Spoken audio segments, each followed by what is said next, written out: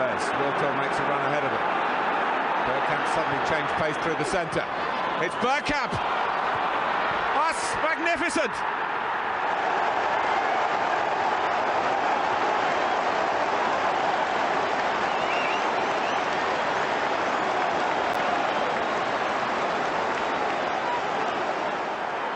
The move, and then this, which left Dabby's ass totally stranded. Hello, dear viewer and listener, and people doing neither, and welcome to an all-new, kind of new, sort of new, a Bergkamp Wonderland, where we will tease you with football stuff that we don't really know what we're talking about, and we will get angry about stuff that we probably shouldn't get angry about. But in the end, we're all happy gooners. So with me tonight, it is the birthday boy, it's the court cockney, it's Craig. How you doing, Treacle? Hello, sir. Hello, everyone. All doing well. Thank you very much. Hope you all had a good Christmas. Yes. See, you're trying to outdo James. I haven't given it away yet, but James is here. Trying to outdo James with the background, and Nick has gone full background, and I've got my tree up for people at home on the bus and taking the dog for a walk. So you're not actually missing any backgrounds, although Nick's does look very, very intrigued. I've given it away. Nick's here. Nick, how you doing? Not too bad, Danny. How's your Christmas been? Bloody hell, you sound rough. You all right? You been on the cigars? No, I had the COVID. It finally got me after 3.5 years. Nothing I knew I shouldn't have gone outside. Nothing to worry about, is it? I've had it. I was It's just a bad cold for a week and a bit. And I sorry, I like to hear. Sexy. We're taking on Big Pharma and spitting out facts about health and wellness. Joe Rogan would be proud. So it's nice to have you on again, Nick. It's been a while because you did abandon me. I didn't abandon you. I just didn't reply to any of your messages for 3 months. That's it. That'll do. Great answer. Also, next to Nick, down the bottom of the screen, it's the Arsenal Wookie. It's James at LL Cool James 91. Someone says, "Who's James?" I say, "It's the Arsenal Wookie." And he's as tall and hairy as a Wookiee. How you doing? I'm not bad. Thank you for having me on again. It's a pleasure. Good. Yeah. In good company as well. I'm excited.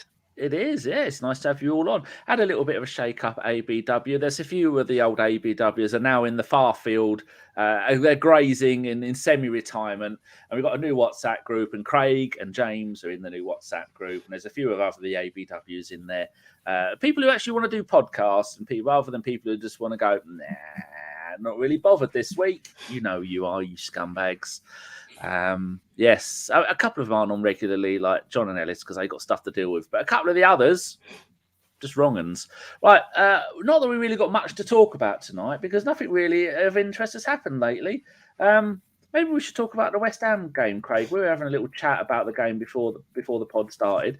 I've had to rename this podcast from 2024, the year of the Gooner, to how many shots do we need, FFS? And that means, for fuck's sake, for people who aren't sure. Craig, what were we talking about before the show started? Because that was podcast gold.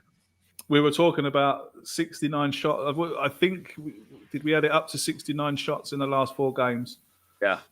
With 4 goals scored, which for a team who is challenging for the title, that is not good enough, obviously. No. I think, Dan, the problem... The way I saw the game last night, we've become a one-trick pony, and we are the easiest team to defend against in the league. Give the ball to Saka. Saka will go down the wing, cutting on his left. Give the ball to Martinelli. Martinelli will go down the wing, cutting on his right. They are the 2 easiest players to defend against in the division. The striker situation, Gabriel Jesus is not going to score goals to win us games. To win us the league, I should say. 2 gilt-edged chances there that he's missed. 2 headers that I believe a certain Bournemouth player would have stuck away quite easily if he'd have been in our shirt last night, or not even him. So it's a 6'2" striker. You know what I'm like, Dan. I'm a traditionalist. I want the big striker up front.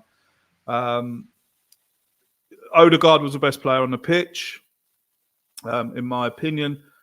Trossard should never play central midfield ever again. I don't see why he was playing there when Smith Rowe was on the bench. If he's fit, play him. Zinchenko, I've lost my patience now with Zinchenko. Something's got up. Kiwior can come in there tomorrow and give a good account of himself, I'm sure. Zinchenko for me now. Too many mistakes. Too many misplaced passes. Doesn't look like he knows what he's doing. All around last night, like you say, 30 shots. Well, I think we had 9 on target or something like that. You know, credit West Ham. They came. Moyes knew exactly what to do. He did it. Everyone knows what to do against us now. It's whether we can get over the block or not. And last night, West Ham done a magnificent job. Low block, kept us out, frustrated us. The goalkeepers, can someone name me a goalkeeper that's come to the Emirates and had a bad game? There isn't one. There isn't one. Every time an away goalkeeper comes to the Emirates, he turns into Peter Schmeichel.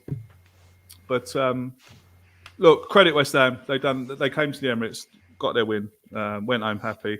I mean, even Declan Reiss was poor last night, wasn't he? I don't know. Did the occasion get to him? Playing against his former teammates, and having all his teammates around and the crowd, all the West Ham fans, and I don't know. I just think I think the occasion got to him last night. Goalkeeper again looked unsteady to me. All right, he saved the penalty, but a 2-0 down, that doesn't really matter, does it? So look, all in all, I don't understand the big hoo-ha about it. We're still 2 points off the top, only 2 points off the top. And it's all to play for. I've moved you down to the bottom because the StreamYard bit was when you lean forward, it looks like you've had a weird tattoo done on your head saying StreamYard. That's good. Nick, where did it all go wrong for you? Because before the game, I was quite excited about the game. I thought, here we go, a little Christmas bonus. Maybe going to smash them 2-3, 4-0 because we put up a half-decent game away at Liverpool. And then we'll get this win, top of the table. I mean, you've got a face like a smacked ass most of the time, Nick, and now you don't look any happier than ever. So where did it all go wrong for you? I think it's basically they scored first, and then they just sit back and wait for us to break them down, and we've gone back to basically peak Wenger ball, side to side, up and down the wings, across the middle. And like I said, we noticed that it's not the last few games, that's the last few months, the amount of shots we need before we score goals, it's just atrocious. Our percentage. Our percentage on target is atrocious, and the amount we convert is even worse. I just think it's bad and also kind of hilarious that we've had a terrible defence for probably over a decade, and we've been really good going forward and scoring goals. Now we've finally fixed the defence. We've got not one, but 2 decent defensive midfielders, and now we can't score. It's, we've got, I was talking about this with John in the WhatsApp group that no one replies to. We were talking about Eddie, and not just to bash him, but we were saying, who have we signed as a striker worse than Eddie in the Emirates era? And all we could come up with was Shamak and Yaya Sanogo. That's how bad it is, and just the amount of goals he's scored and how long he's actually been at the club around the first team. There's so many other better strikers than him that have been shipped out and dropped and sold. Yet for some reason, Arteta rates him. But, he's a decent championship striker at best. He's not, I don't think anyone would say he's, a striker that's going to get you 20 to 30 goals to win the Premiership.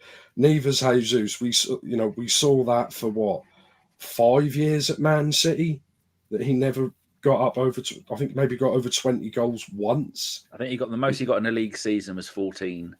Exactly, and I just don't know why we signed him. I don't know why we started to sign a lot of these players. Like him, Zinchenko. I know that he was friendly with him when he was at Man City. But I hope Arteta isn't going to be one of these managers, that goes to a new club and then signs the same 5 or 6 players for every club he goes to. Basically like Allardyce and Moyes and people like that have done that over the years. But yeah, we need a striker desperately. And whenever you say anything, it's like, oh, who are you going to buy? It's like, you can't find a single striker in Europe better than Eddie Nketiah. If Arsenal cannot find one striker better than him, then we should just forfeit the rest of the season, really. And all I keep hearing is Arteta wants more defenders. I was like, you got too many now. And has just put that in the chat, and apparently looking for a midfielder. James got some good points in the chat. BX Gunner says Arteta shuffled the front three. Oh, should have shuffled the front three to get something going. Put Saka on the left, Jesus on the right, and Martinelli up the middle. And then formerly knows has said, I said to my mate on a text, we won't score a goal tonight. Worse still, he's a Liverpool supporter. I've got one friend who's a Liverpool supporter, Anna, you cheeky monkey. She just sent me a little WhatsApp last night with a little smiley face saying, I suppose that's us still top of the league then, is it?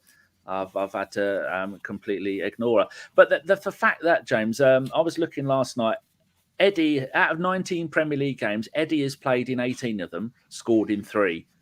And Jesus out of the 19 has played in 14 and he's scored in 3. So a combined 32 possible games, they've scored in 6 between them. That's bullshit, isn't it? Yeah, I mean, you go from a side that, 88 goals last season. Broke Wenger's record. Yeah, and now they just look completely void of it. And some of that, you can maybe say that last year I think we took teams were, like Craig said, teams didn't know that we were going to be as good as we were. And we even had our own expectations greatly exceeded. But for me now, because that's happened, you have to, the momentum for me has to kick on. You have to keep going. And Arteta in his presser after the game, and I can totally understand wanting to defend your players and everything else. He got asked about the striker and they said, or an attacking option per se. And he said, well, I've got to be faithful to the people that got me here. But at the same point, I can understand that, but you can't stand still. And I don't know how you can watch that yesterday. And I think you guys said 69. I believe that, I think it was put up earlier on Twitter. I think it was 81 or 82 shots the last 3 games in the league and only one goal. Craig said it was 80 and I went and counted whoscored.com and they said 69. Right. So we gathered it was somewhere between the two. Yeah, I think it was either 81 or 82 is what I saw from Squawker earlier in the day. But that one goal is that's atrocious. And that's stuff that I can't even really... You can blame Arteta for the personnel, but once they get over the line, it's on them. And I agree with what I think it was formerly Noza said, where he knew we weren't going to score tonight. As soon as Saka hit the post in the first half, when he had that chance, I thought that's it.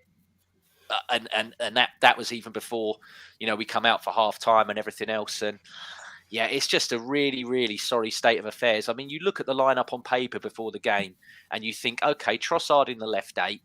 Let's see what he can do. He had a bad game at Anfield. Let's see what his reaction is. And I'll tell you what, it was one of the worst midfield performances I've seen since we had Nketiah playing in there.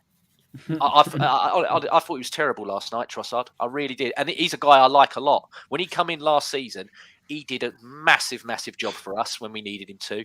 But I believe that he's not someone that... I think he's a finisher. I don't believe he's a starter. I think coming off the bench, he's so much better than he is starting games. And I do agree with what Craig said about Smith Rowe. I would have loved to have seen Smith Rowe start that yesterday. I thought Havertz is banned. He's fit. A couple of seasons ago, it was Boxing Day when we played Chelsea, played all the young kids and they saved Arteta's bacon. I'm like, you need a response after Anfield. Put Smith Rowe in there. All right, he's not really, he's older than a kid now, but chuck him in there, see what he can do. And in that 10 or so minutes that he come on, he was better than Martinelli and Trossard were for the whole game. He nearly scored with that header. He was very unlucky that the ball was flashed so past him. But it's just the lack of finishing, Danny. But it's the lack of the intent. There was, I think, three chances. Zinchenko put a lovely ball across in the first half. Again, like at Anfield, there's no intent there from any of them to be on that. And then second half, Ben White laid two lovely balls in. No one there. And again, as much as I think Jesus was a great signing for us, and I like him, I like all of his endeavour, I like his strength, I like his footwork, but there's times where he's in Odegaard's space. He's playing like a 10, or he's dropping as deep as he can into an 8 to release people through. And you like you said, Craig, you're an old school mate. Your striker's got to be in the box. Got to be in the box. I don't want my striker being a 10 or an 8. I want him being in the box. Especially when everyone only plays one striker anyway. Exactly. Like you mean, I was watching him. He's running around in in the number 10 area, and he's looking up. Oh, who's in the box? You should be in the box, mate. Yeah. I don't know what you're doing there. Yeah, I mean, I got a bit nerdy, like with who scored, and had a look at. I look at the heat map for him most of the time, and all of the red area for him is literally, like you said, it's either in the wide left space or it's in the 10 space, and it's just. I mean, he had 62 touches on the ball yesterday, Jesus. I don't know how many of them are in the box, but yeah, I mean the 2 headers as well. He's got to score them. I mean, if it's Eddie, he's in the Hague for missing them chances. Yeah, Jesus is exempt. It's not good enough. It really isn't. We are missing that. I mean, I never thought I'd hear myself say this, but we missed that Giroud type player. We're missing that Giroud type player. I never thought I'd say it. We missed Havertz. We missed Havertz yesterday. Havertz, we did. He was a big miss. There was no one there. There was no one there like Havertz who'll get the ball and drive forward with it last night. Every time we got the ball in the last third, it was sideways, backwards. Missed Havertz big time there last night with him getting the ball in that area and driving into the box. Declan Reiss as well. I'll go back to Declan Reiss. Didn't play very well last night at all. I won't give him too much grief because he's been amazing since he's joined us. But we are missing. If we're going to win the league, we are missing that.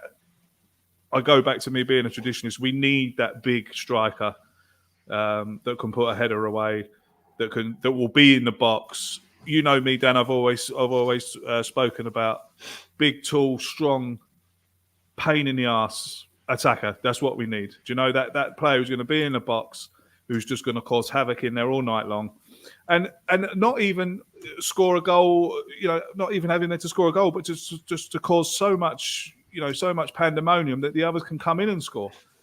Last night, sideways, backwards, or as my wife put it, too much diddly eyeing on the ball. Because her being Irish, I thought that was a great description of what we were doing. Too much diddly eyeing on the ball, and not enough. Not enough. What's the word I'm looking for? Penetration. When we had the ball, there was no penetration into the area. So, like I said, Saka got the job was done on Saka. The job was done on Martinelli. Ball's coming back to Odegaard. Very, very low block, hard to get through. I just can't say any more about the game. Really, it was disappointing. It was a disappointing performance. Finishing wise, this, that, and the other. What can you say? Look, we're going to have these nights. And we're going to have another night like it, where the ball won't go for you. You can't buy a rebound. You can't buy a bounce. That was last night. Anyone in this division can beat anyone. And that's just the bottom line. This is the Premier League. You look at Luton, beating Newcastle, taking us to score a last-minute winner. Liverpool had to get a last-minute winner against them. This is a tough league, and it's not one where you are going to win every game. It's just not going to happen. We're 2 points off the top with half the season left to go. I just think we should chill out a little bit. Yeah, it is. You have to take everything into context. And Liverpool, their next game is at home to Newcastle on New Year's Day. Our next game is going to be away at Fulham, who are another team that are in a really decent run of form at the moment. That's on New Year's Eve, which is lovely because I just realised I'm meant to be doing stuff with the offspring on New Year's Eve. I shall be in Lidl when that game kicks off, stuffing my bag full of custard. Nick, looking at the... comparing this season to last season, we're at the halfway point, and that doesn't, as we all know, that doesn't mean we've played the same 19 games now as we had at the halfway point last season, because that would be statistically impossible. But this time last season, we'd lost one game, drawn 2, and we'd won the rest. So we'd won 16. Now we've won 12, drawn 4, and lost 3. Do you have hope for the second half of the season? Are things going to start clicking? Because we've gone from a team that has gone, we're 1-0 up, we're 2-0 up, that'll do. It's 2-1, and then we're breathing out of our backsides for the last 5 minutes. We've gone from that to going, hold on, we've had 120 shots on goal in the last 5 minutes. None of them have gone in. They've had 2 quick breaks. Last night they had actual stat, 25% possession. And then we've got no chance against them. So we seem to be going downhill. Are we going to be able to turn it around against the likes of Fulham, or should we be in for another thrashing? Well, you'd like to think so. It's just annoying because everyone could see it coming. This wasn't like we've been smashing teams 4 or 5-0, and last night was just one of those one-off games. The amount, like I said, our shots conversion, the amount of goals we've been getting has been drying up for what, a month, 6 weeks, and it's just kind of annoying that Arteta didn't look at that. And he's got all these stats and 115 people sitting there on the bench with him. Maybe one of them could have said, maybe we should change this up because we're getting found out. People, we're playing pretty much the same starting 11, the same, I wouldn't say one-trick pony, but everyone's sort of been worked out and no one's getting rid. Arteta's got all his players that he's either signed or given contract extensions to. And I was a bit annoyed yesterday that he brought on Nelson. It was like, has he done anything or scored a goal or even played since he scored that last-minute goal, against Bournemouth last year? Probably not, which is not all his fault. But he's got to change this up. He's got to rotate the front three, put in a Nelson, start him. Put in a Smith Rowe, start him. And then you've got people like Martinelli or whoever to come on. When everyone else has played 50, 60 minutes, he come on, fresh legs. Everyone else is a bit tired. Then, like I said, the same with Trossard. He's so much better a player coming on as a sub than he does start. We've got good players to come on, whereas the last month, I look at the bench, I was like, we need a goal. You're looking at the bench, you're like, I can't see any. I can't see anyone that's going to come on and score. It's like everyone we bring on would probably make the team worse. Do you see what I mean? And if he's not going to buy a striker, he's got to try and do it. It just does annoy me with Arteta. I don't know if that's a little bit of arrogance. I know he's got to be confident to be a manager at a big club, but he should have people around him that hopefully aren't yes men, that have had more experience in the game and just telling him, we need to change this now. And hopefully at the next game, we see a Smith Rowe start instead of Martinelli. Is he going to do I don't that, want though? Eddie to start up front, but who else can we stubborn? start instead of Jesus? There's no one else there. So he knows, unless he's injured, he's going to pretty much start every game, isn't he? And that's just not a good place to be. I completely agree with what has just been said there. Like when I'm watching a game here last night, we need a goal, and you look over and Arsenal making a substitution. Eddie Nketiah and Reiss Nelson, and you sit back in a chair and go, "Is this who we've got? Is this all we've got?" And we're trying to. Say, Craig, if those started, and we had someone like a Trossard or a Martinelli to bring on, you could see they have scored for us over the last year, whereas the other two haven't, have they? But is it? Would everyone go mad if he started Nelson and Nketiah? Probably. Yeah. Especially on Twitter. They go, what are you doing, you moron? I get what you're saying. I do get what you're saying, and I completely agree with what you're saying. But we haven't got those players to start the game in the first place. Example: Arsenal's bench, Manchester City's bench, and people wonder why they're in the league. It's they've got someone on the bench in every single position that's better or equal. Yeah. I'm looking at the game last night, and you're bringing on Reiss Nelson and Eddie Nketiah to get you a goal. I mean, that can't happen if you're looking to win the league.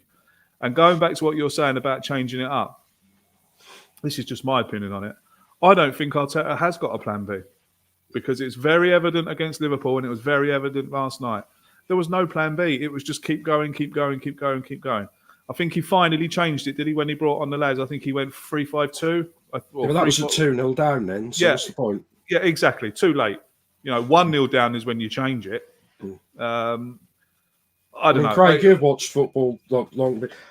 After about 25, 30 minutes, I think everyone who's watched thought, this isn't working. How we're playing. We are not going to score. How we're playing. Yet he waited till, the 70-something minute when we went 2-0 down to even change it a little bit. You think, well, I don't really care if we go long ball merchants. Liverpool won the league being long ball merchants. I don't care. You've got to play. If you just only play one way, you're going to get found out, and he's getting found out. Yeah. It's worrying. It does worry me because of the lack of. Last night was the first night, and if you've ever watched the Same Old Arsenal, or there's people on here that are in the chat watch me on Same Old Arsenal, I've been a massive staunch Arteta supporter, but last night was the first time I actually sat back and went, "Oh, okay, is this it? Is he just a one-trick pony? Is he going to change it up? Is he going to sign someone? Probably no. We probably know. We're all getting excited that he might sign the striker in January. He's not going to sign one. I'm kind of resigned to the fact." Craig, I'll just bring up an old bit, but can you remember, obviously, it's back in the day, under peak Sir Alex Ferguson, where every so often he just completely changed someone out, even though everything's going well and they're walking it. He'd completely change that, and they'd win like the treble. And then he completely just rips up the backroom staff. He just keeps refreshing it, keeping everyone on their toes. And like I said, with Trossard, started off January last year like a house on fire. He's just got complacent a bit now. Just got a little bit too comfortable. And it just seems like I said. But I think that's the manager's fault. It goes back to the days of when Giroud knew that he was playing every week. And that he didn't have any challenge, so he didn't really have to, be too asked about what he was doing, whether he was going to score goals or not. But that's the manager's fault, in my opinion. That's a staff issue. He hasn't got the staff to keep it fresh. You go back to those Sir Alex Ferguson squads again. They had someone that will come off the bench, and change the game in an instant. Look at Solskjaer, for example. In trouble, I'll tell you what I'll do. I'll put on the Norwegian. He'll go on and get you 2 goals. Like, we haven't got that player. We haven't got that player that was going to come on the pitch last night, grab it round the scruff of the neck, get everyone going and get us back in the game. That's my worry. That is my biggest worry about him at the moment, is that we have no one on that bench that can come on the pitch and change the game. Then you reverse anyone it. In the reserves, what you were saying. Under 21s, is there anyone there at all? Because we don't do a lot of the like used to do with the kids. I don't know if there's anyone in there. If there is, he obviously doesn't fancy him, because otherwise, surely they'd be there. And I think there's a couple on the bench, isn't there, that people keep saying that they want to see in Champions League games. Benwari, I think he's only 16, 17, one of those numbers, and he got another lad that 5 goals in a game. Yeah, that's right. Yeah, he scored 10, didn't he, or something in one game, or something stupid like that? Did I read? No, I don't think 10. Oh, I must have read it wrong. I was dreaming. It's like you said. It's Plan A, and then if Plan A doesn't work, it's Plan A again, but with different personnel. That's the biggest problem. Is that there's nothing. There's no difference to it, and again, it's like I said earlier. I can only blame Arteta for so much, because once they get past that white line, it's on them. But there was times yesterday, and I don't want to try and be really boring cliches and everything else like that, but it was pissing it down. Take a shot from range, see if it might bobble, it might slide about. Their first goal come from just one ball, just straight across the box. That build up to where Bowen got it and then played it back in was just purely of a guy going, I'm just going to hit this in an area and see where this ball goes. But we didn't want to do that. It was like you were saying. Yeah, I thought Odegaard last night was the best of a bad bunch, but he didn't have he created 5 big chances, but he didn't really have an amazing game. There were times where he was just trying to thread it through. He was like trying to thread a ball through a needle. It was ridiculous. This is the problem, is that we had 5 days to prepare for that yesterday, and that was the response that we got on 5 days prep. We've now got 3 days for this against Fulham, where you really want to see a massive reaction, and I hope we get it. I don't know if it's. I don't think the personnel changes that much. I think the only change will be that it'll be Havertz in for where Trossard played yesterday, but I think everyone else stays the same. As much as I want to see Kiwior more than Zinchenko now, because like you, Craig, I'm starting to find Zinchenko a massive liability. What he offers that's apparently good isn't worth what he offers as a defender. If he's going to play defence, I don't care if he's got the best technical quality at the club or he's got this ball controller.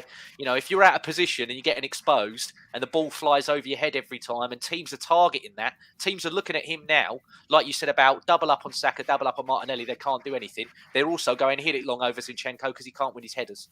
And then once you get past him, it will drag Gabriel out because he'll cover that left-back space for him. So they've got 2 over there.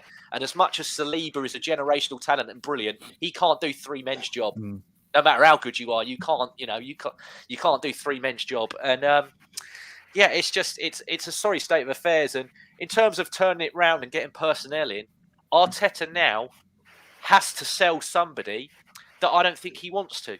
I think he really likes Eddie for whatever reason, and he really likes Nelson for whatever reason. But they're 2 sellable assets. The other one who I really hope we don't sell is Smith Rowe. The one who I wouldn't mind going, and the one who you'll probably get good money for is because people are desperate, is Aaron Ramsdale. But again, that will kick up that will annoy people as well. But for me, the most sellable asset we have at the club is Ramsdale, and he'll want to go, and you potentially could get good money for him. But again, it's how much of that are the club then going to allow him to reinvest? Will they give him the full amount of that transfer to get someone back? I don't think they will. Who are you going to get for 40 million? Yeah, but you got to pluck someone out there. Yeah, I've seen the way that Solanke's been spoke about. I would take him, Craig. Oh, I would too. I like I said last night, I could get a fella was having a go at me last night on Twitter. Solanke's only scored 12 goals. So my reply was, "Oh, that's more than Martinelli, Saka, and Gabriel Jesus combined." And I can guarantee you one thing: he puts those 2 headers away last night. So that would be a shrewd. I'd tell you, I could see someone like Fergie doing that in peak Fergie era, picking someone like that out of the Premiership, and I'd say, "Why are you buying him?" And then you watch him, you're like, get it. Knows where the goal is, workhorse, things like that. Because people are talking about Ivan Toney. But they're talking they want 80, 100 million for him, and he's not played for, 8, 9 months? And Solanke, to me, is like back in the day, the young players in the Premier League who were playing for the, no disrespect to Bournemouth, but playing for the lesser club, the big clubs came in and nipped them. Straight away with Rooney. I'm not comparing Rooney to Solanke in any way, but Rooney had a handful of games with Everton, Man United, taking him. Goes on to be a Manchester United legend. All right, the kid was gifted. But is he worth the risk? I think he is worth the risk because of what I've seen of him, just like you said there, Nick. Big, strong, tall lad, knows where the goal is. Premiership ready, still young. I think Martinelli and Saka, Odegaard, that service, he will score goals for us. I really, really believe it. And I know there's this thing of I think the Arsenal fan base can be a little bit spoiled when you talk about players coming to the club. Oh, I don't want him to play for Bournemouth. He's not going to be good enough. I want someone from South America who costs but we've done that, Craig. We bought the sexy Brazilian player, and everyone says it's not good enough. Exactly. So I think it's time. Let's go with traditional then. I'm a big traditionalist since I've been watching the game and watching football a long, long time. 4-4-2, 2 big, little and large up front, 2 wingers, 2 central midfielders. That's how I set up. That's how that's how I coach here. That's what I do. That's what I'd like to see on the pitch. Solanke and Jesus up front together might be, could be a nice partnership. But I don't like all these new. I don't like all this new formations. Like last night, this tick-tacker, pass it, this, that, and the other. We need to just go back to tradition. Get the ball down the wing, into the box, big striker, bang, 1-0. There you go. Let's go. That's what I've got to say on the Solanke situation. I think if we missed out on him for 40, 50 million pounds, if we could get him for 40 to 50 million pounds, I think that would be a great deal. I heard a rumour. That's probably paper talk and probably what we want. I've heard that we'd get Toney for money plus Nketiah, which I think a lot of people. I mean, I'd get both of them if we could, and I'd go buy a 21-year-old from Europe, just someone who's 6'4" a unit that no one's heard of. I mean, I said it before. We're buying these players. I wanted to buy the Haaland who went to Dortmund. That's who I want to buy now. Don't wait. And I know you get a lot of people on the Football Manager and they reckon they've known everyone since they were 12 and stuff like that. I'd never heard of Haaland before we went to Dortmund. I never heard of Giroud before we bought him. There's a lot of these players They are out there. You just got to get in there, say to them, we want them, how much? Don't, and because Arsenal have known to have been a bit penny pinchy over the last few years, we've got to get rid of that. If they say they want 25 million, say, right, done. But honestly, he is here the 1st of January or, whenever that opens. Just get it done. Because like I said, would you rather have, for the rest of the season, Jesus and Nketiah up front, or Jesus, Ivan Toney, and Solanke? I mean, that's dangerous, isn't it? Here's the question. Sorry to interrupt, Nick, but here's the question on that, right? Is Solanke better than Eddie Nketiah? Yes. Yeah, well, exactly. That's what I said. Exactly. Yes. There's so many. Like I said, I think I don't want to bash Eddie. I think he's a good bloke. I think he's nice. I just don't. I don't look what you said before. A lot of these players, they're built for big man, little man up front, or two up front, and they're being played in a position where they have to be on their own up front. And only got two players, one on each shoulder, and especially when we go 1-0 down, he's playing with his back to goal. I mean, no respect. Ian Wright wouldn't thrive in a side like this. How we play and how the Premiership has gone with one player. He always had someone with him, a player with him, to actually work on. If he's not going to do it, he's not that type of player. Even Giroud, a big bloke like him, he could just about manage, to hold off one or two players because he was like, Eddie's, what's he going to do? What's he going to do with his back to goal with three players around him? All he's going to do is pass it out to the wing, and that's all he can do. But yeah, I'd go for it. But they just got to show it because we're only 2 points off. The same, I said this last year, and I said I wanted a striker, and we didn't get one. Jesus is coming back. Well, he hasn't been prolific at City for like 4 or 5 years, and he wasn't prolific in the long run. Eddie, he's scored 2 goals against a rubbish side and another goal against him. I was like, yeah, but he's missed about 30 sitters, and we didn't win the league. Why? Because we couldn't score enough goals. We were, and that's the same this season. And I mean, I think this league is still there to be won. I think you'll win it on less points than Man City did last year because everyone's beaten everyone. But yeah, I would definitely go all. You said one striker. I'd get 2. I'd get 2 for now and possibly another kid for the future. I mean, if you can't get if you're not going to buy one now because you're looking at in the summer you're going to spend Declan Rice level money on the equivalent of maybe an Osimhen or another striker of that level, or you're looking at potentially going to Brighton and going, okay, Ferguson, it's a gamble, but we're going to go for. I believe Ferguson's the real deal. I wouldn't complain if next summer we did splash big money on Ferguson. I think he's ready to take that next chance. And like you said about service, but if you're not going to do that and you've got a limited amount of money to spend, Wolves still financially aren't in a very good place. So if you're not going to buy a striker, go and get Pedro Neto. You can move Martinelli to the middle, which all of us believe will probably be his future. That's where he's going to end up being, is Martinelli down the middle. And then you can put him on the left, Saka on the right, or you can put Saka back on the left and play Pedro Neto on the right. And Pedro Neto hasn't played for nearly, 5 or 6 weeks, but he's still the top assist maker in this league. And he's doing that for Wolves. So if he can create like that for Wolves, imagine what he could do for us at ours. I think if you're not going to sign a centre forward, then definitely go and get Pedro Neto potentially as a winger and move Martinelli down the middle.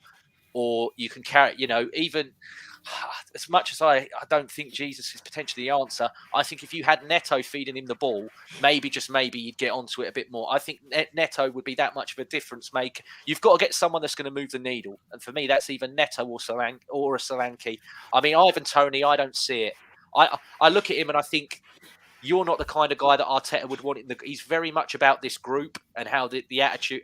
I think he's too much of a big-time Charlie for Arteta. I don't think the Aubameyangs about him. That's what I was just about to say. Yeah. I think personality-wise, they might get on short-term, but in the long term, we're going to have the same as what happened with Aubameyang. So it's like, do you go, okay, if it wins me a league, I'll take it and have all the problems later on? The way I'm thinking, yeah, I probably would. I'd take, if it won us a league, I'd do it. Even if it's going to cause us more, if it's going to give us headaches and problems later on, if it's won us a league now, I'd still do it. But yeah, I don't think he's an Arsenal player, Tony. An Arteta player per se. I can see him fitting in at Arsenal, but I don't see him being an Arteta player at all. Some good points made in the chat here. Neil Gunnison says, this is like bringing back the bad years of Wenger as it feels the same. Arteta says we are 10 times better. However, yesterday's result was evidence to the contrary. The same old stubbornness, #change. And he followed that up. He's got another 2 good messages. Everyone's put good messages in there, but these are long ones. Neil then says, we weren't playing pretty under George Graham, which is true, 1-0 at the Arsenal. But we got the job done. And I'd rather sacrifice all of the champagne. Oh, I can't even say champagne anymore. All the fizzy pop football and get stuck in and get the results we need. And then he put another. I think there was another one that he put. Oh no, there wasn't. Something I've noticed, Craig, when we try and do the counter attack, when you're playing FIFA, you get the ball, you do a counter attack. You're off like you're like a what's it when you like a stab rat. That's it. That's what I was thinking. Stab dogs. You don't stab dogs. That's illegal nowadays. You're off like a stab rat. And so we can all see in our heads. You either got Saka or Martinelli running down the wing, or Odegaard, and they get near their box and they start to slow down. Then all their defenders catch up, and then Odegaard's got to go. Hold on. There's now 6 players in the box I've got to get past. So I'm going to run from the right hand side of the box all the way along the front of the box to the left hand side. Go all the way along the box again to the right-hand side and go, there's nobody there. That's because they just keep doing it. Every single time we get the ball, we're not doing it and going and running at goal. It's almost like Arteta said, when you get up there, wait for your mates to catch you up. No, you've got past everybody. You're out on your own. And it's just infuriating. It goes back to what I said, there's no target. There's no target reminds there. me of, Danny. You know when you watch rugby when they can only pass backwards and they're running forwards but pass back? It kind of reminds me of watching that. Game's that? Do you know what I mean when you play rugby? You don't watch rugby? No. Never watched a game in my life. Never heard of it. Oh dear. Help me, James. Help me. No, there's only 3 sports for me, and that's football, fighting, and wrestling. So yeah, you know. WWE. Boxing or down the pub on a Saturday night? All of it. Yeah, oh yeah. Craig, any form of pugilism, I will watch. Nick, can you put that into the sentence that includes Randy Savage and Hulk Hogan, and then exactly. Yeah. Wrestling, any form of wrestling, I'll watch as well. I know Nick likes wrestling. Yeah, I don't mind a bit of wrestling from time to time. But what we've got to understand is that these teams we're playing against have been coached to stop us as well. Do you know? Like, this is a professional football. This is a professional game. Those West Ham defenders and David Moyes and the defensive coaches would have spent however it was, watching videos on how we break, where the ball goes, what channels it goes into, what half space it goes into, what we do with it in the final third. West Ham done a job on us last night. There's no getting away. There's no getting away from it. And I'll tell you what as well, Craig, if Arsenal won a game with their 4th and 5th choice centre-back. We don't even know who our 5th choice centre-back is. But if we won a game with our 4th and 5th choice centre-back, our number 10 getting injured 10 minutes into the game, and we had no recognised centre-forward, we'd be vinegar stroking into Kleenex for about 3 months on that. Absolutely. But another thing, do you know another thing that worries me about this Fulham game? Is that there's no pressure on Fulham at all. No. All the pressure's going to be on us, and they spanked West Ham 5-0. Yeah, so that's what I was thinking. Leno's going to turn into Neuer and have his, player of the season performance again. So I'm worried about the Fulham game, and the Fulham will be rubbing their hands together. And huge pressure to get the win. They've got quick players there. They've got Iwobi there, Willian is there, and old Vaseline legs from Wolves. What was his name? Traore. Good luck catching them ones, because they're all. I mean, William may not be as quick as he used to be. He's going to run straight through Zinchenko and kill him, isn't he?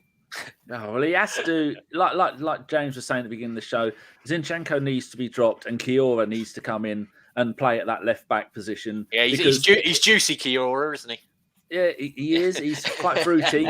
If for no other reason that when we are attacking down, like we saw last night when they score, we'll talk about the goal that shouldn't have been or should have been or whatever. But you look at that goal.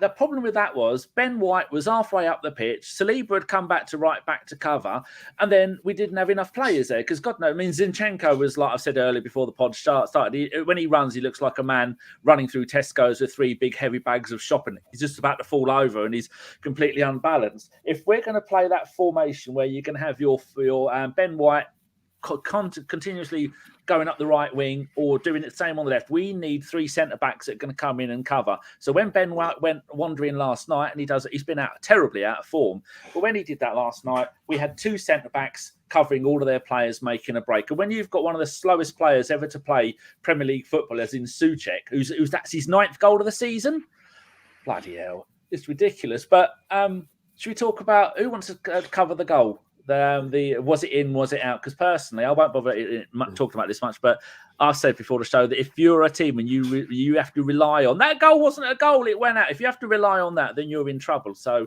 why don't you start talking about that while I move my feet? There was no conclusive angle, right, for us to have a look at it. You can say it was out, and people can say it was in. Was the whole, you got people talking about the dimension of spheres and the science behind the ball being over the line and this, that, and the other, right? At the end of the day, we couldn't see it. We can't make a call on it, right? So if we can't see it, then I don't think VAR can see it. The other thing is, Mem's brought up a great point on Twitter today. Wonderful. If you're watching Wimbledon and one of those balls goes that much over the line, there's an alarm goes off that it was out. Hawkeye, why, isn't it? Right? Then that is a very good point, something I think they might have to look at. And then the other very good point that I saw on Twitter today was we can't get an overhead view of the ball, but we can get an overhead view of the West Ham player lying on his back injured. I saw that tweet. You can get bollocks like this rather than looking at the ball. I mean, where do we go with this? But basically, Craig, did you watch at halftime when they had Clattenburg talking about which another twatty ref? I didn't see it, but basically he said, which I've said this before, the English refs and the PJ refuse to put a chip in the ball so we can do that. They just flat out refuse. They've got this which they had at last year's World Cup that basically does the offside automatically through the chip in the ball. And it's got, look, well, I've said this for about 7-8 years. It's like a G sensor and a chip in the ball. It stops the picture exactly where it is. So there's no wiggle room if it's that close. And it automatically draw the lines. And they said it's 5 to 10 seconds. But our English ref just flat out refused to have it. Why? That's the biggest thing. And that's not because we didn't invent it. So if it wasn't, no, it is. It's typical. We're English and we're better than everybody at everything. And because we didn't make it, we're not going to have it. Yeah, and if you question them, you get banned. Exactly. Yeah. I mean, Klopp today's refusing to ask questions because he's petrified of them. They've got the technology to do it if the ball's over the line for a goal. Surely it's the same technology. That's what I think. It should be the same technology. Do you know? If it goes across the line, there's obviously sensors there somewhere that if that ball goes across the line, the vibration goes on the referee's watch and the goal's given. Yeah. Surely that technology would be easy to roll in along a goal line. Well, that's black and white technology, and that's in or it's out. That's very, that's stuff which you want technology and VAR just to be used for, yes or no, not basically reinterpreting all these decisions which is exactly what they said they weren't going to do. They said that VAR's only going to interfere with a clear and obvious error. And everyone has said, are they using VAR to re-referee games? Yes, that's what they're doing. You've got referees looking straight at free kicks, penalties, saying it's not a foul. And then someone on the telly says 3 minutes later that is a foul. Well, why does his opinion mean more than his opinion? Do you know what I mean? It's just it is a shambles, and it's just stupid, and it's not what we're saying, because, like I said, even if they'd have give that goal, they'd have disallowed that goal, we lost 2-0, so it's not like we would have got a draw, because we're talking about the Newcastle game. If that goal hadn't stood, that would have been a draw. So I get that, but that goal, the Newcastle one, looked more out than this one did. So they're getting closer. It's getting closer, but maybe in another month's time we'll have another one, and it'll be on the line, and they'll say it's in or say it's out. But it's just the technology and the VAR and just how the refs are doing stuff. And it's not just that it's just the arrogance of them. And if you dare question their decisions, they're going to fine you and they're going to ban you. It's even Klopp's not, you can't get away with it. James, do you think there should they be... apologised again this morning. I read that before I went to work that they've apologised, and I'm like, well, it's twice in 1 year. They've got a direct debit with Interflora and Arsenal. At the moment, if apologies were points, we'd be what 6-9 points clear now, wouldn't we? So, James, what do you think about Joshua Page has put here? Why can they have cameras inside out of the goalposts, looking down the byline? The NFL has cameras beside the pylons on the goal line. For fuck's sake, I'd go even further than that. The Premier League's got more money than they know what to do with. First of all, you have 2 referees in the middle of the pitch. Then you have 4 linesmen, and then they can cross over like that when they're running backwards and forwards. Because at one point, I was looking at the game when the ball went out or didn't go out. If we'd have had a linesman this side and a linesman the other side, they both could have looked at it. So I want 2 referees, I want 4 linesmen, and I want people remember in the Champions League games, you used to have the referees at the official, whatever. The UEFA delegates that were classed as referees to get extra. Yeah, they had the magic wands that they'd press. But at the end of the pit, behind the goal, have all the referees like that. Have like you were saying with the technology in the ball to see that if it goes over the line.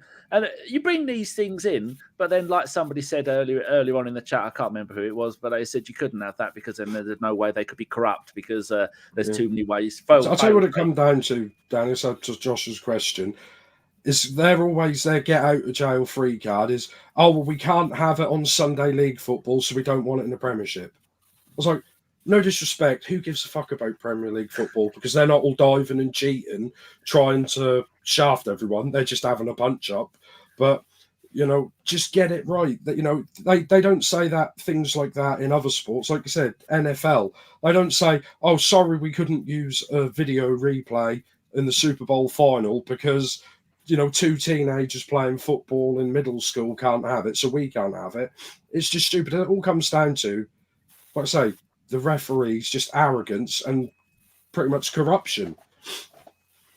I mean, like I said, you even had, was it Halsey who wrote his book and they blocked it because he was going to spill the beans on basically all the bent refs and what they'd done. And they basically tied him up in court so he couldn't release his book. And he was going to tell everyone with Mike Riley, and it was a tell-all book. And I think they did put one thing in the paper, which was like an extract of it, and they just blocked the book. And he said, I don't know if I'll ever be able to get it out because that had cost me millions to release it through fights. So you're like, well... crowdfunding. I think VAR needs help. I think VAR needs help, and when I say it needs help, I think there needs to be some rule changes. I'm massively in favour of Arsene Wenger's offside rule. Got to be clear daylight. If you change that rule back to clear daylight, VAR becomes easier to use. It's a quicker decision. Right, draw the line. Is he past? Is he, is there daylight? Yes, there is. He's offside. Done. 10 seconds. Is he in line? Draw the line. No, he's in line. That's a goal. So, for me, I agree with what Nick has said. VAR is re-reffing decisions when they've happened 3 minutes. 3 minutes ago.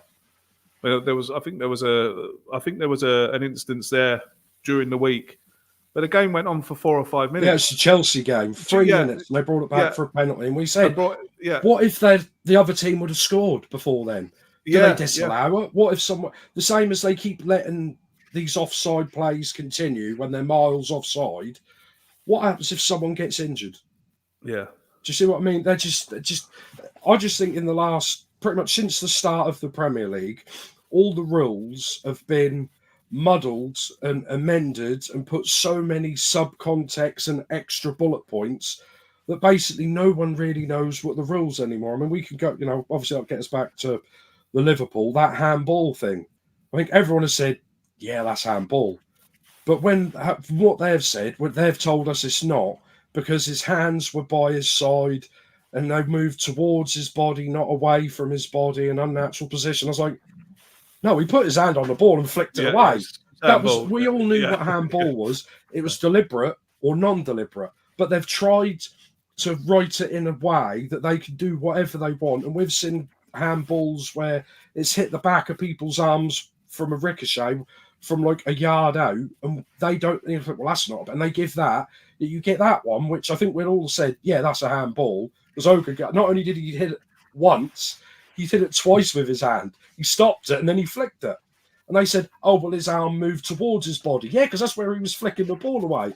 So all the rules that we want a definitive yes or no for technology, like I said, is the ball in? Is the ball out? Did he get the ball? Did he not? They've just made the rules so complicated that it doesn't really matter, does it? I mean, as well as that, I know a lot was said about the 2 penalty shouts. I think the Saka one, you've got obviously Jesus is pulling Ogbonna's shorts at the same time, so that doesn't help things. But I thought he was very lucky. I agreed with Ali McCoist. I thought he was going to get booked for diving for that. Honestly, I think he. I don't think any of them were penalties. I think the Jesus one was because they said, oh, it was a no because he released the ball. I'm like, regardless if he's released the ball or not, Souček's just gone straight through it. Yeah, that's a weird one. I've never heard that. My argument would be to that is that Jesus was already in the air when Souček came in. Yeah, on it. Fair point. Yeah, you got a fair point. Like he was, I don't know what he was doing jumping up. Well, I suppose he might have seen Souček coming out of the corner of his eye, but so try to ride the challenge. Yeah, so we don't keep his kind of saw trapped. it coming, made it look a bit worse for me. In my opinion, I don't think any of them were penalties. Yeah, I think you're right, Craig. But like I said, we've seen so many crappy penalties that no one agree with that they get given. So we've seen stuff given for less than that. We've seen stuff get given with no contact at all. Yeah, that's when it becomes frustrating. It's just like I said, that's that word, just consistency. You can't have it because the rules are just so convoluted. We know, like I said, we need third-party people to go into the referees, basically streamline all the rules, monitor all the refs, have them on a point system to make sure they're following the laws correctly. So when they don't follow the laws correctly, when people say, well, I should have told him that he missed that when he pulled his hair, but I didn't want to because he was my mate. What's that? Oh, he's my mate and I didn't want to upset him. Yeah. I mean, where's that in the rules? It's just stuff like that. And then you've got them on the telly as well, like try to justify it. And when I look at it, they're sitting there on all these, like Mike Dean and Howard Webb. All I see them is just looking in the camera, laughing at supporters because they know how bad they are and how they're getting away with it. And they're not going to do anything about it until they're forced to. But like I said, every other company in the world have third-party adjudications and audits and, things like that to make sure they're doing what they're doing. Why are referees... why do referees get away with it? All these YouTubers and people that are on TikTok that fly the drones over all these industrial estates and audit them, they need to go to Stockley Park, don't they? Just send them there, fly the drones over there, see if they'll come out. I start having a row with them, see if we get it fixed. Yeah, I agree. To show that we're not just biased about referee's decision when it comes to Arsenal, Dan Lagunistan 76, who was glad that Craig is back, said Stones of Man City got injured by a delayed offside. I mean, he said he got injured. Does anybody know? I mean, he's out for 3 or 4 months, and he's only just come back from injury, and that's because of this bullshit delayed offside thing. Does anyone have any explanation of why they brought that in, or is it an advantage to the game? Because it just seems like another stupid rule. Well, I think it was because they wanted more goals, didn't they? They said that they wanted more goals because it's more entertaining. And I'm like, well, yeah, but at what cost to? I mean, the players already. If you look at the likes of us, Man City, your Man United, your Chelsea, the big per se top 6, top 7 clubs. Most of our players are internationals. They've not had a break for 18 months. The schedule is absolutely ridiculous. That's Kane was talking about this, wasn't he? He said it's the first decent Christmas break he's ever had, and he's loving it. I mean, I'm not a big fan of the old Bratwurst Harold Shipman at Liverpool, but one thing I will agree with him on is that the schedule is absolutely ridiculous. It is insane, and most of these in 18 months have not had a break at all. So. The Bratwurst Harold Shipman. Hey, if you know about Liverpool, if you know, you know. That's all I'm going to say. Victims FC. Oh, it's never our fault. Yeah, try going to watch an Arsenal game when Liverpool were involved in the 1980s. You see what those fucks did every single time. Never knowingly bought a ticket. Never. Fucks. What is it? 1 in 4 in England are asthmatic. Yet they've got 21 out of a 24-man squad as asthmatic. Okay. Just like the cycling. I'm just saying. I'm not David Icke. I'm just putting it out there. Just like the who was it? The bloke who won the Tour de France with the beard and the sideburns. Suddenly, I'm asthmatic. Oh, it's all gone away now. That'll finish cycling. Oh, that's it. That's it, really. Good luck to you. Craig, is there any other points you wanted to bring up? Because you've hosted shows for years, and I'm quite frankly, I'm like a can of Pepsi that's been open for 2 days. I've gone a bit. Not really, mate. I think we can sit here and talk about it all night, and just like Arsenal, we're not going to score a goal. I just have to put it down. You know, I've been watching football for a long time, been involved in football for a long time. You just have to put it down to one of those nights, and that's it. And we move on to Fulham. Like I've said before, the overreaction of last night's loss, again, you know, in pure Arsenal fan fashion, was way over the top. With 2 points off Liverpool, with half the season left to go. We can't grumble too much, then, can we? I don't think so. I don't think so. Still, you know, I could be being a bit of a hypocrite there. What I said earlier, I said that I kind of had my first doubt over Arteta last night, and probably against Liverpool. But the man has got us to the top of the Champions League groups.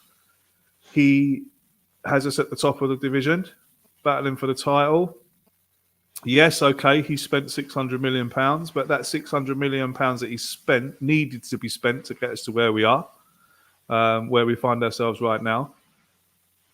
Whether we get a transfer kitty in January, whether we get a transfer kitty in the summer, you know, the Raya thing worries me. He's only on loan because of financial fair play. So does that mean that we can't buy anyone in January?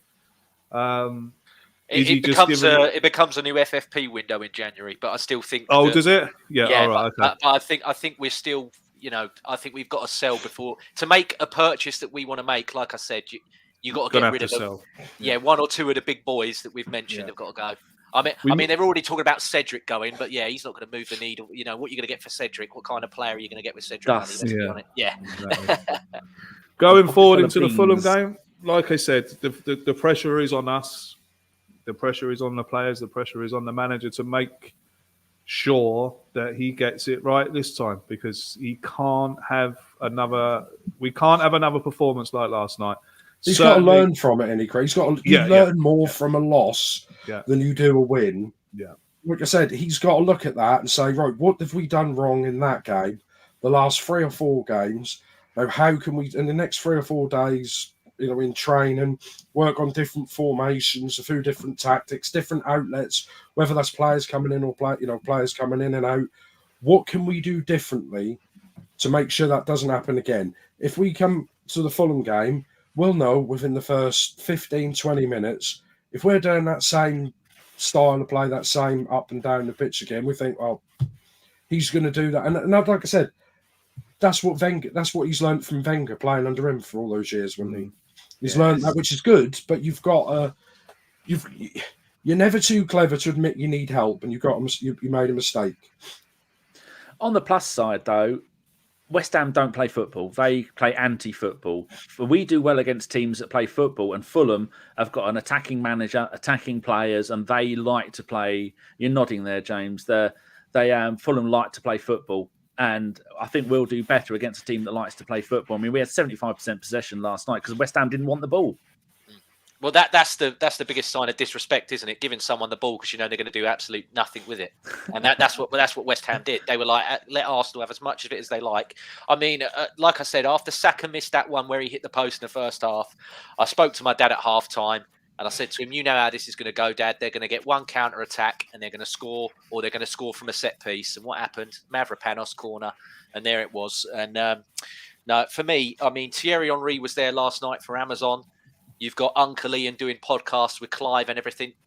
Go to Uncle Ian or go to Thierry Henry. Look, can you come in for maybe an hour and a half and do some finishing? All you got to do is just some finishing drills. That's all I'd be all this week.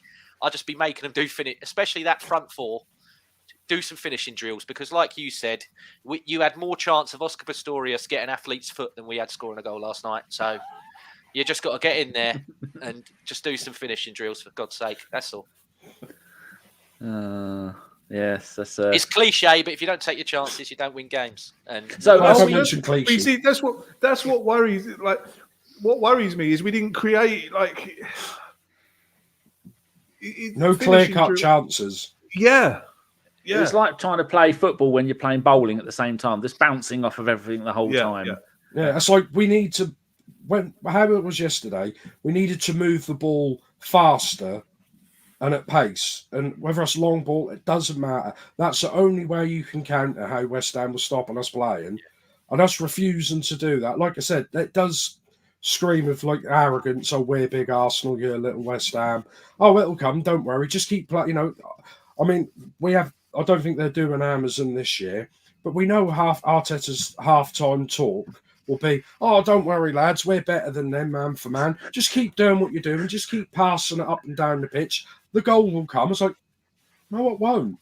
It didn't when you played for Arsenal. You say about the tempo and everything, Nick, but at the beginning when we did look really, really good, there was that little flick on by Odegaard that went into Saka, and last season he absolutely smashes that into that top corner. But for whatever, he gave like a little piddly-wink type tap of the ball, which I couldn't believe it from him. And that's the thing, is that you've got to restore that confidence back, because you just got to be bulging the net from there. It just seems weird that Saka, Jesus and Martinelli have all lost their confidence and goal scoring touch at the same time. And you've got to think, you've got to see that coming a few, weeks or a month in advance, Arteta, and either let him play in a slightly different position or even swap Saka and Martinelli, because they're capable to swap sides. So instead of Martinelli always cutting in on his right and Saka always cutting in on his left, they're opposite, aren't they? So they're more than capable just to do that, because going back in the day, Wenger used to let Perez and Lundberg swap if they wanted to, if it wasn't working, and they were allowed to do that mid-game. We could do this for 3 months in a row before we'd even do it. Because I don't know if anyone on the pitch is allowed to make changes. If Arteta is that much of a control freak, where, do you see what I mean? Always back to that thing. Have we got organisers and leaders on the pitch? I think we got a few. But like John said last night, Saka is turning into Arjen Robben. You know what he's going to do every time. So we know that Martinelli and Saka without the end product, though. That's the thing. Well, he did actually put that as well. Yeah. And so if you swap them all over, it means rather than running down the right hand side and cutting in on the left with Saka, he's going to run down the left hand side and then go wide rather than cutting in. He's going to go round, and Martinelli will do the opposite. And that's what we need. But we spent an hour and 7 minutes moaning. How about we have a little bit of that moment of glory when Odegaard went full matrix on the edge of their box, stopped, turned around and backheeled the ball into the box. Craig, you're dribbling there. Did you like that? Yeah, I like that. I think that was the Saka chance, wasn't it, that James was just talking about? Stunning. It was stunning piece of skill. And agree with James there. I got up off out my seat. I was expecting that to be the equaliser. Was it? Yeah, equaliser. No, I think it was before, weren't it? I think it was before. Was it? They scored. Was because it was when we were in that period of dominance. It was just. Well, I expected it to go in anyway. Yeah. Whether it was the equaliser or for 1-0, but look, we know we've got the players. We know that we've got some very, very good talented players. But like Nick said, I find myself agreeing with Nick about changing it up. Stop the same patterns all the time. Change it. Tell Martinelli and Saka that they can cross over if they want to. Tell Odegaard and Jesus that they can pivot if they want to. It's just change less predictable. Yeah, exactly. Do you remember back in the day, Craig? You're the only one that. It's like I said, maybe. Last night stunk of West Ham knowing exactly what we were going to do. Remember a manager called Joe Kinnear? Used to be manager of Wimbledon. Yes. He had this thing, and he used to talk about it. He'd say, all my players to go out there, and I want all of you to have, all the attacking players, I want you to have shots from nowhere. I want each of you, I think it may have been each half, I want each of you to do 4. Just have a shot at goal from anywhere. Because the goalies aren't going to, and then they were banging in goals all over the place sometimes. I mean, they were known for their defensive.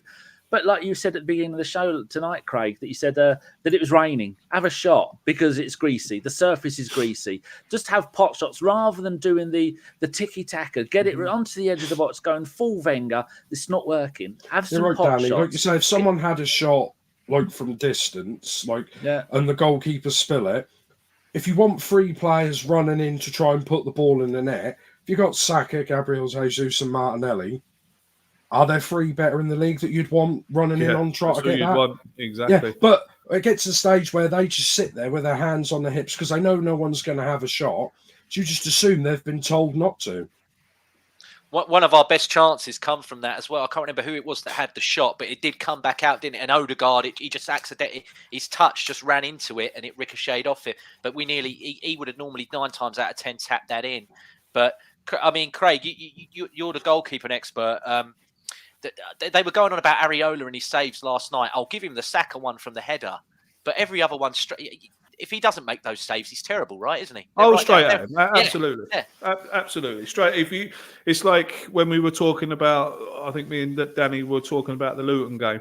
You know, David Raya there, that third one. I mean, that's bread and butter. Through his legs. That's our Premier League goalkeeper. No, it was one where he didn't get down in time. Went straight under his body, but our Premier League goalkeeper's not saving that. Massive questions. And for their second one, the cross, coming for that cross, the way he came for that cross. I mean, if I was his goalkeeping coach, I said the same thing to Danny. If I was his goalkeeping coach, I'd have crucified him afterwards. Danny, can I ask you about Raya? Because Craig might just remember this because he's a tiny bit younger than you. But remember, the only thing I can remember, like in Arsenal history, where a number 1 has been replaced for no apparent reason and no one wanted him replaced was when Seaman come in for Lukic. Now, when he come in, did we sell him straight away, or was he like number 2 for a while and then we sold him? No, Leeds. Lukic bought Lukic from Leeds when Leeds got relegated, and then when Leeds got promoted, we bought Seaman from QPR, and Lukic went back to a newly promoted Leeds. Yeah, but no one was happy that you sold him, were they? Really? Because Lukic. Because back in the day, you didn't have 2 goalkeepers. You had a young goalkeeper, and you had your first team goalkeeper, and you expected your first team goalkeeper to play 60 games a season, Craig, wasn't it? Yeah, absolutely. You didn't have a backup goalkeeper. We replaced a player where no one really thought we needed to replace him. But how long, if you remember, with Seaman, did you get to think, yeah, we've done a good thing there? You know, Seaman, we didn't know he was going to be there for over a decade and be England number 1 and do what he did. But how long did it take for you to realise, we've done a good job here? I think with the Seaman and Raya thing, with all due respect, you're talking about 2 different styles of football. When Seaman came in, you never see a goalkeeper take a short kick. You never saw a goalkeeper control the ball and pass it out. You never saw, when Seaman, I think when Seaman was playing for Arsenal, the law was still in where you could pass it back to the goalkeeper and he could pick it up. It's a different style of goalkeeping from then to now. I mean, like, we were over in a tournament in Barcelona about 4 weeks ago, and we were playing Atletico Madrid, and their goalkeeper was like another centre half. The way I couldn't believe what I was watching. Every time they had the ball, he was up with his centre halves. Get the ball. If his centre half got the ball, he'd run off into the corner to be available to get the ball to release it on again. Being a goalkeeper now has changed so much. You've got to be good with your feet. Concentration-wise, you have got to concentrate 100% for 90 minutes. Is Raya... My question would be this. What did Ramsdale do so wrong for him to be dropped in the first place? Because I can't see anything except for his admission of not concentrating, watching, or the goal of it. We conceded an early goal. I forgot who it was. Was it Fulham? Fulham at home. There was the Southampton one where he played it straight into the press, right near. That was the one where they went like 2'd up, didn't we? And we had to pull it back. That was just before Man City away. Yeah. And then there was another few that were early. There was 3 early goals in like quick succession of games. Yeah. And I think I still don't think it was worthy of dropping him, to be honest with you. And the other question is, to me, I think he's better, but it's marginal. It's not like there's like you said that with Seaman, you soon figured out compared to Lukic that there was this massive gap there. I don't feel there's a massive gap between Raya and Ramsdale. I do think he's better, but I don't think it's a humongous gap. Yeah, I don't think so either. That's what I'm saying. Is he much better than Aaron Ramsdale? No, he's not. I think what is he better at though? Because I keep hearing, if you look at these stats and that stats, the only thing I look at is when I see him play, and when I like for the last couple of years, when I see Ramsdale there, I just feel confident that he's there, and I think the defence felt confident that he was there. And is it the fact that he's English as well that helps me? Probably, not going to lie, that probably helps a little bit. But he's northern, so we can't understand what he's saying. Oh, so am I. But whereas I look at this guy, I look at that and I think he's a lot more commanding than Ramsdale. I'll give him that. He's a lot more commanding. And I think is it Hantumi's just put a great point there. He's better from playing at the back and spraying the long balls. If you look at the Brentford league game, obviously Raya wasn't allowed to play in that because he's on loan, and Ramsdale did. And you remember when they were jeering him because he had those few shaky moments. That happened with Raya against Chelsea, but Raya still, for the rest of the game, kept playing the ball short, kept doing like what Arteta would want. Even though he had such a, he nearly gave one away to Palmer near the end, which would have won Chelsea that game, and we wouldn't have got that draw that we were, happy to get at the time. But Raya will carry on doing what Arteta wants for 90 minutes. When Ramsdale was in there, every other time since he was trying to play short and he was getting booed and jeered and everything, he just went long for the rest of the game. And you could see Arteta on the touchline going to him, Aaron, short. And that's the difference, is that Raya, regardless if it's not going well for him or not, he will do what Arteta wants him to do for that full 90 minutes. And I think that's what the difference is that he's just more obedient than him. Yeah. That's a good point. And he don't get sucked it. I quite like the fact that Ramsdale makes a save and then turns around and gives two fingers to the fans behind him. But Arteta doesn't. So much like Aubameyang's cartwheels, we like it, but it's not really good. Look at Kolo Touré. Who was it he scored against and then did the backflip? Soon he's got back in the changing room. Arsene Wenger, don't you ever do that again. And lots of numbers says Raya actually saved a penalty last night. Anyone remember when Ramsdale got close to saving a penalty? Craig? Keep an eye on these sort of things. You could Community Shield when we beat Man City. Yeah, and the thing is about a penalty, right? As a goalkeeper, if a player cannot score, if a player cannot kick a ball into that goal from 18 yards past the bloke, that's on him. Penalties as a goalkeeper, people can say, the goalkeepers know from the angle that they're going to kick it, and goalkeepers write it down on their bottles because they know what way it's going to go, this, that, and the other. Penalties as a goalkeeper is a complete lottery. And if anyone tells you it's otherwise, you say, when I was a goalkeeper, it's like, right, okay, I'm going left. And if he puts it to my right and I go left, I save it, I look great. If he puts it over the other side, I've gone the wrong way. Like, that penalty save last night, one, it was a crap penalty, and two, we were 2-0 down. So... no pressure. Yeah, penalty. I think it's probably a bad comparison to say, Raya saved the penalty. When was Ramsdale? It's probably a bad example. But yeah, look, I don't know. I just don't think Ramsdale done anything that would warrant him to be dropped and warrant him for a fella to come in and replace him. I mean, not even give what young Hein's a go. If Arteta was that bothered, he brought someone else in. So I don't know. Goalkeeping is always going to be the sticky situation at any team. You're very, very lucky if you get a good goalkeeper. When I first started watching Arsenal, it was John Lukic, it was David Seaman, and then we went on to people like Lehmann, who was my favourite ever Arsenal goalkeeper. And then after Lehmann, it kind of went a bit tipped up, didn't it? Almunia. Yeah. Did you know that in the Invincible season, it was David Seaman in goal all season? Did you know that? Okay, Robbie. Yeah. Was it really? Yeah, apparently. Did you see the video? No.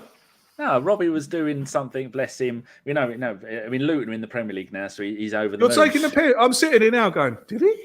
No, he was doing I've a video. seen one of his videos. He was held holding up, up old David Seaman, one of the Invincibles. I remember David How Seaman dare playing. you critique the spokesperson for Arsenal Football Club, Danny? He held up a little card with Seaman on it, and they were talking about players of his other teams. And don't forget this bloke here, Seaman. He was in goal. It didn't lose a single game in an invincible season. And someone tweeted, and went, "Yeah, that's because he was playing for Man City."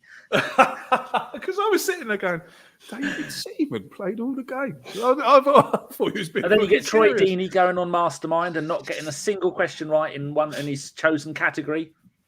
Brilliant.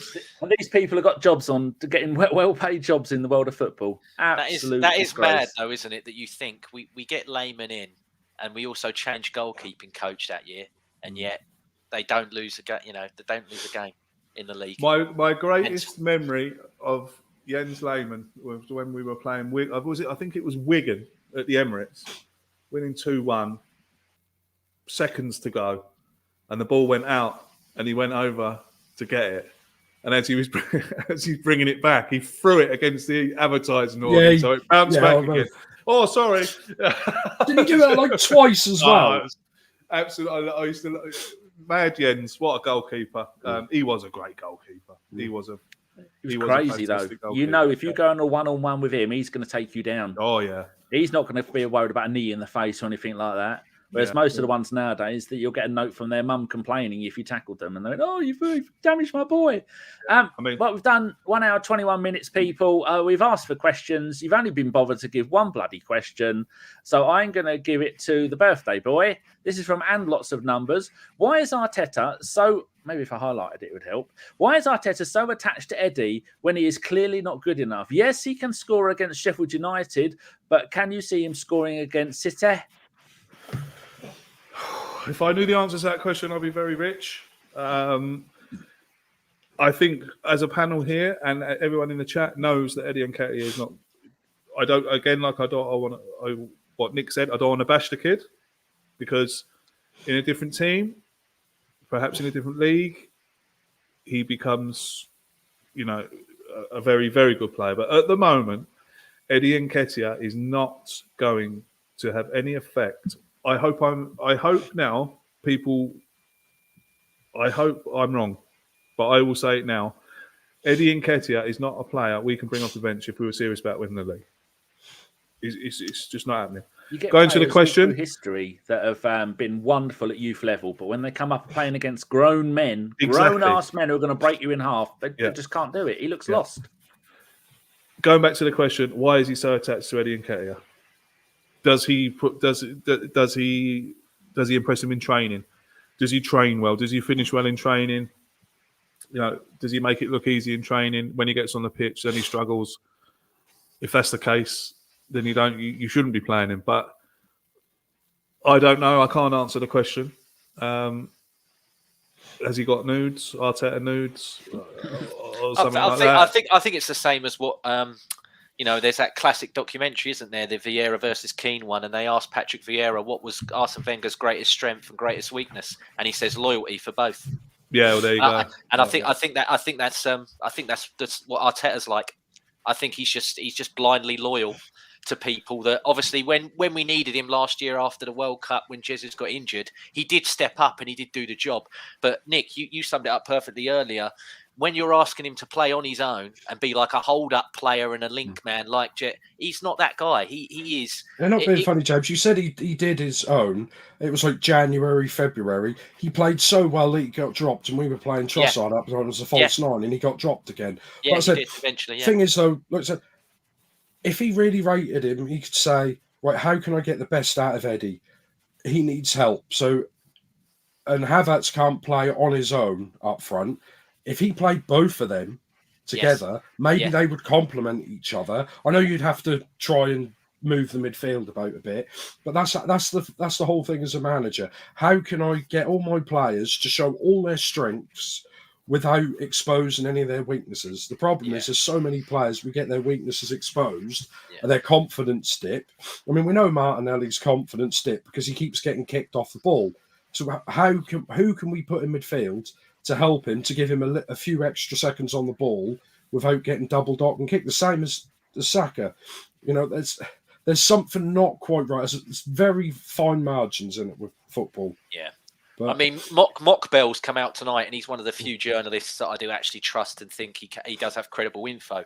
And he said that Palace again have made another approach for Eddie, like they have the last 2 windows, and it's been rebuffed. But you could see Eddie Nketiah at Palace. You chuck in with that Mateta or that Edouard that used to be at Celtic, because they'll play 4-4-2. Roy won't care if he's still even if Steve Cooper went there and as their manager, which is being rumoured, and they went for Eddie, you put him in there too with that Mateta and that Edouard, with Elise and Eze, he'll get 10 to 15 goals easy in a two for Palace. But yeah, playing on his own for Arsenal, and also asking him to link play as well. No way.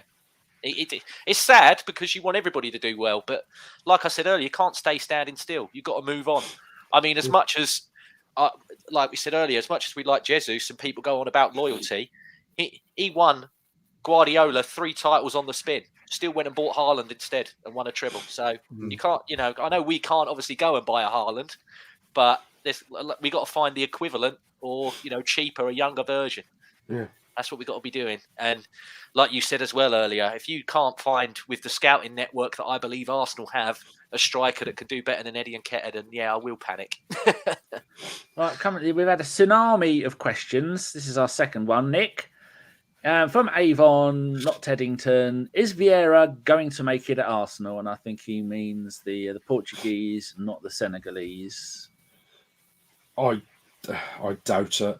I wouldn't surprise me if we ever sell him in the summer, or that'll be a loan with a view to sell. He just doesn't look suited to the Premiership, does he? Unfortunately, I think he looks better in the slower, like if he's in the Champions League and Europe, he looks better in those type of games because, like I said, it's slower, slightly less physical, but a bit warmer. I'd probably get rid. I mean, it was worth a gamble, but like I said, there's another player. I mean, I know people say I never heard of him before we signed him, and that's what but they've got to gamble. We're still a club that needs to gamble on these types of players. Look how many we gambled on, though. We got we spent about 35 for him. If we could sell him for 20, 25, or possibly, I don't know. Is he even worth that now? Yeah, there's all these questions about these players that we went and got, like Sambila Congo and all those other ones, Tavares, not worth. It's a lot of money. It's best part of 100 million. Spent on gambling on players. The tsunami has now continued. Question for you, James. Final question from formerly knows Zinchenko: play, bench, or sale? I'm benching him at the weekend. If I had my way, I would put Kiwior in there, but he'll play. He'll play. So yeah, it's one of those where, as much as we've talked about attacking players in the window, I still think. I mean, there was part of me that went, you might be able to get away with waiting for Tomiyasu or Timber to come back in February or March, whenever it is. I don't think you can now. He's costing us too many points in games. So I think you do need to buy. I mean, as much as this kid at Ajax at 17 years old, and he looks generational as well. He looks like a brilliant player. Hato, whatever his name is. He looks like a brilliant player. But he's played 26 games for Ajax this season. I think 21 have been at centre-back and 5 have been at left-back. But he's got to have stones of steel if you're going to bring him in as a 17-year-old into the Premier League as a first-choice player. He's got to be some player if that's what you're going to be doing. If you're going to, I mean, you don't even trust Kiwior to play left-back more than Zinchenko at the moment with the evidence that you got in front of you. But you're going to trust a 17-year-old player that's never played in the Prem to play left-back instead of him. I mean, if we do it, then fair play. But he's going to, if it happens because he's only got 18 months left on his deal, so I can see it being one that we can get. I think it's a massive ask for this kid. And, how much patience a fan's going to have if he comes in and he's not red hot straight away. It's going to be tough for him. Absolute baptism of fire, isn't it? Well, there you go. And they keep saying captain of Ajax. I think he was captain once. They keep going, Ajax captain at 17. Yeah, I don't get that with Zinchenko because obviously he's doing what Arteta tells him to do. But twice yesterday, you're playing where Reiss should be playing. So for starters, you're in his way.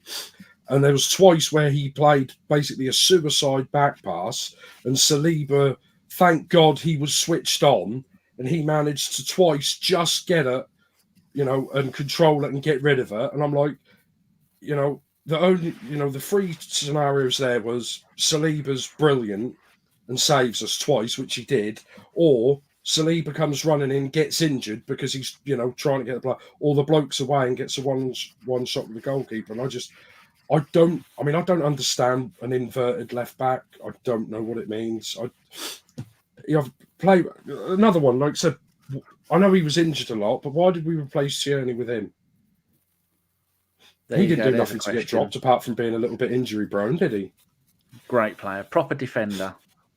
I'm watching playing at Sociedad. It's not great. No, that's when he's fit. Right, people. Just before we've done 1 hour, 30 minutes and 9 seconds. That's 9 seconds too many. It's Craig's birthday, and he spent the evening with us rather than with his family. And you're not even drunk yet, Craig. What's going on? No. I've passed all that now, mate. I've got to go work in the morning. I'm thinking about going to bed, not about what I'm going to have a drink.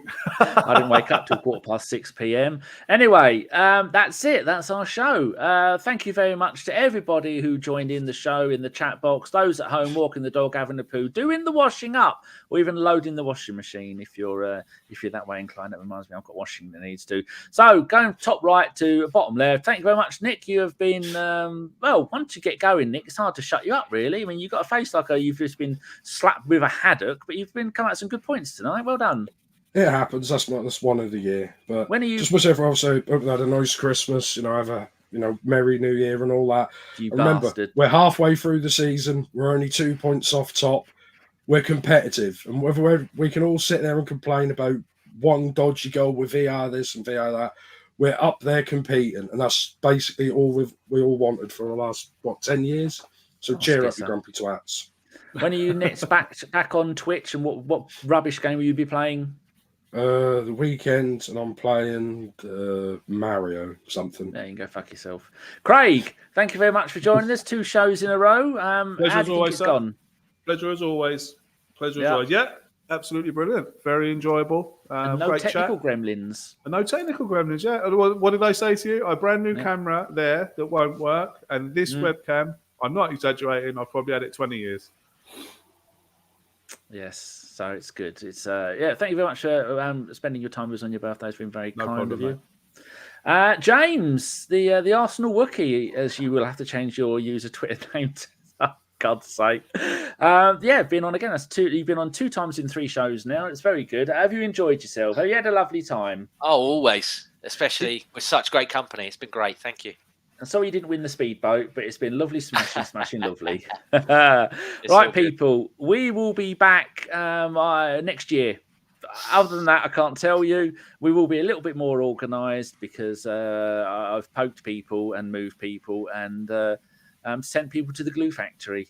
So, that's it. Thank you very much for watching. If you have liked it, feel free to give it a thumbs up. And if you work for a multinational company with hundreds of thousands of employees, get the link to this podcast, stick it in a CC and add everybody in the company database to it and then get them all to subscribe. Because we've been stuck on 7,000 YouTube subscribers for literally 4 years. And I hate people when they use the word literally unless they literally mean literally. And I literally do mean literally. And so thank you very much. And we will see you later. And here is the wonderful Steve, who's no longer with us, and Dave, who passed away Christmas Day 4 years ago. Dave Goonaholic.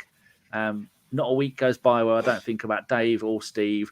And there's a hair in my mouth. And there's a lot of people aren't with us this Christmas who were with us last Christmas. I've had a couple of people like that, and it is a hard time. And so if you are feeling a little bit sad, don't message me because I'll be no good for you. But there are plenty of people out there you can talk to. And there's a lot of people out there that could be nice to each other on Twitter. In fact, what a better way to end the show than get Craig to do his usual ending to a show, because it's a wholesome ending. So, Craig, you end the show the way you do, and then I will click the outro. Go on. Thank you very much, everyone, for your support. Thank you very much for everyone in the chat. Remember, I've forgotten it now. Danny put too much pressure on me. Because I can't remember it. Isn't it be kind to each other or something? No, what is it? Oh, what? Well, that's a complete utter tit up, that, isn't it? Be kind to your. Be kind to. No, that's not it either. Come on, have another go. He's having a think. He'll get it. It's there. He's almost got it. No, it's gone. No, he's lost gone. it. It's gone. It's Basically, gone. you're fucked. Danny, Yeah. switch this shit off. Is that right? Right, people, thank you very much and goodbye. As soon as I scored that goal, I was fucking livid. Get down, dog. Splendid business. He nearly caught the bloody thing. What are you talking about? So I was just eating a full quiche. Well, you don't often see them at Ibs, so when you see them in the supermarket, they need to be swagged, microwaved immediately, and get the brown sauce on and bosh, Bob's your uncle. Never in doubt.